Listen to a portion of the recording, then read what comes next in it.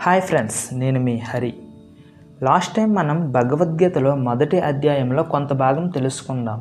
ఇప్పుడు భగవద్గీత మొదటి అధ్యాయంలో రెండవ భాగం కోసం తెలుసుకుందాం.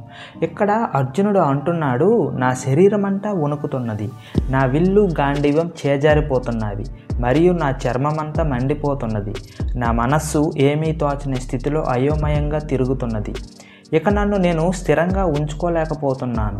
ఇంకా ఈ యుద్ధంలో సొంత బంధువులనే చంపుకోవడం వలన మంచి ఎలా కలుగుతుందో నేను చూడలేకున్నాను. ఓ కృష్ణ, నాకు విజయం కానీ రాజ్యం కానీ వాటి వల్ల వచ్చే సుఖం కానీ అక్కర్లేదు.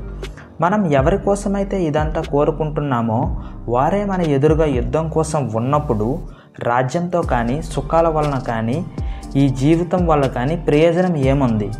చంపటం ఒక పాపపు పని అయితే సొంత బంధువుల్ని చంపడం మరింత పాపిష్టి పని అనే భావన వలన అర్జునుడు అయోమయంలో ఉన్నాడు. రాజ్యం కోసం ఎంత క్రూరమైన పని చేసినా ఆ గెలుపు అంతిమంగా సంతోషాన్ని ఇవ్వలేదు అని అర్జునుడి అభిప్రాయం. స్నేహితులతో బంధువులతో రాజ్య వైభవాన్ని పంచుకోలేడు, ఎందుకంటే ఆ గెలుపు కోసము వారిని సంహరించాలి.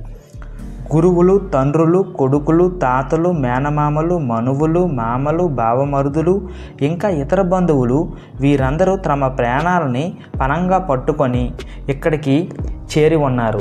ఓ మధుసూదన, నా మీద వారు దాడి చేసినను నేను వారిపై దాడి చేయను, వారిని సంహరించను. ధృతరాష్ట్రుని పుత్రులను సంహరించను. ఈ భూమండలమే కాదు, ముల్లోకాలు ఒకటై ఆధిపత్యం ఇచ్చినా సరే నాకు ఏం తృప్తి ఉంటుంది మనకు? ఓ జనార్దన, ధృతరాష్ట్ర పుత్రులు చంపి మనం ఎలా సంతోషంగా ఉండగలము?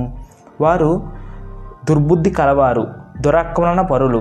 వారిని సంహరిస్తే మనకు పాపం తప్పకుండా చుట్టుకుంటుంది. మన సొంత వారిని చంపుకొని మనం సుఖంగా ఎలా ఉండగలము? ఓ కృష్ణ, మన వారినే చంపడంలో ఉన్న దోషాన్ని చక్కగా చూడగలిగిన మనము ఈ పాపపు పని నుండి ఎందుకు తప్పించుకోకూడదు? వృత్తిరీత్యా యోధుడే అయిన అర్జునుడు అనవసరపు హింసని అసహ్యించుకుంటాడు. మహాభారత యుద్ధంలో చివరిలో జరిగిన ఒక ఘట్టం అతని యొక్క గుణాన్ని వెల్లడిస్తుంది. 100 మంది కౌరవులు చంపబడ్డారు. కానీ దానికి ప్రతీకారంగా ద్రోణాచార్యుడు పుత్రుడు అయిన అశ్వత్థామ రాత్రి వేళలో పాండవ శిబిరంలోకి చొరబడి ద్రౌపది యొక్క 5 పుత్రులను వారు నిద్రిస్తుండగా చంపివేశాడు. అశ్వత్థామని పట్టుకొని అతన్ని పశువులా కట్టివేసి అతడిని ద్రౌపది కాళ్ళ వద్ద పడివేశాడు అర్జునుడు.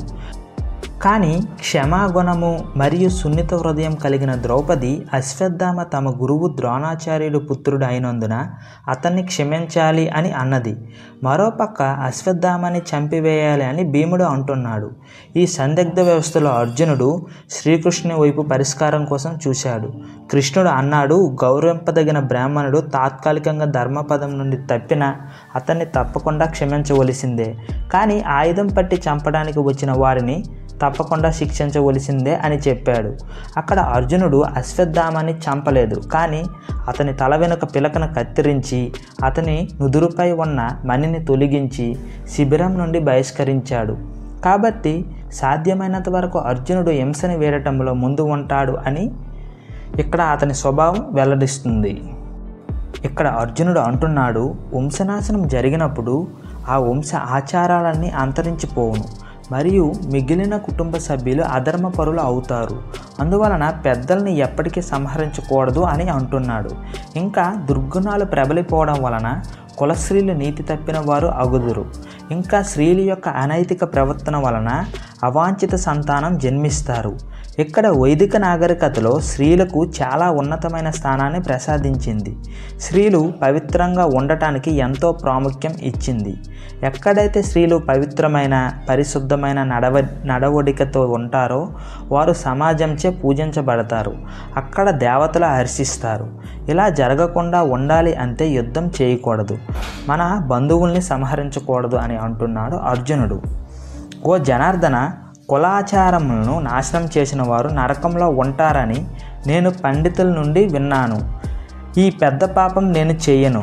ధృతరాష్ట్రుని పుత్రులను ఆయుధాలతో ప్రతిఘటించిన నన్ను యుద్ధభూమిలో చంపినా సరే అది దీనికంటే మేలే. అర్జునుని వాదనలను తప్పులను శ్రీకృష్ణ పరమాత్మ తదుపరి అధ్యాయంలో చెబుతాడు. మనం నెక్స్ట్ వీడియోలో దీనికోసం తెలుసుకుందాం.